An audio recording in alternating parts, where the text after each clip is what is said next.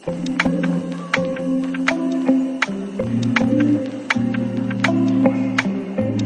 Hello అందరికీ welcome back to my channel. నేను మీ Shivani.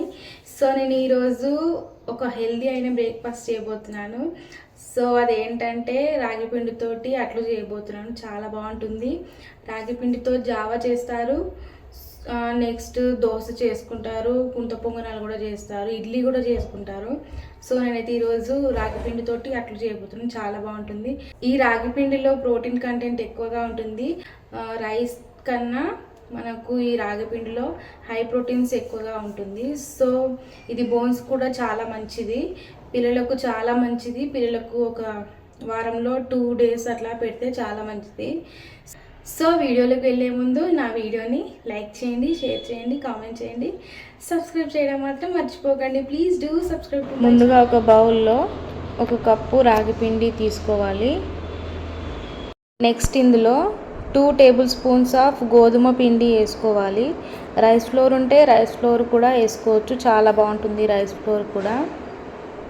Next ఇందులో 2 tablespoons ఆఫ్ సూజీ రవ్వ వేసుకోవాలి. చాలా బాగుంటుంది, క్రిస్పీగా ఉంటుంది సూజీ రవ్వ వేసుకుంటే. నార్మల్గా ఇది ఉప్మా రవ్వ, సూజీ రవ్వ అంటే. సో నెక్స్ట్ ఇందులో జీలకర్ర వేస్తే చాలా బాగుంటుంది, టేస్ట్ ఫ్లేవర్ అనేది చాలా బాగుంటుంది. నెక్స్ట్ ఇదంతా మిక్స్ చేసుకోవాలి మంచిగా. నెక్స్ట్ ఇందులో వాటర్ యాడ్ చేసుకోవాలి. కొద్దిగా అన్నీ వేసుకుంటూ మనం కలుపుకుంటూ ఉండాలి పిండిని. సో మనం బియ్య పిండితో అట్లు చేసుకుంటాం కదా, సో ఆ కన్సిస్టెన్సీ వచ్చే వరకు మనం వాటర్ వేసుకోవాలి. నెక్స్ట్ ఇందులో సాల్ట్ యాడ్ చేసుకోవాలి.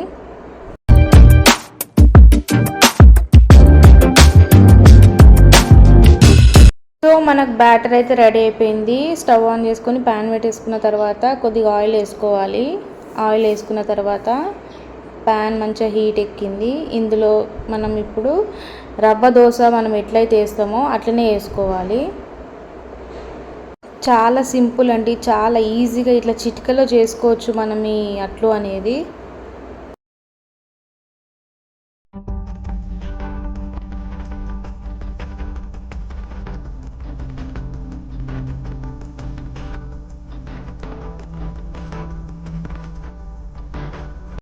ఈ అట్టుని మనం 2 sides కాల్చుకోవాలి.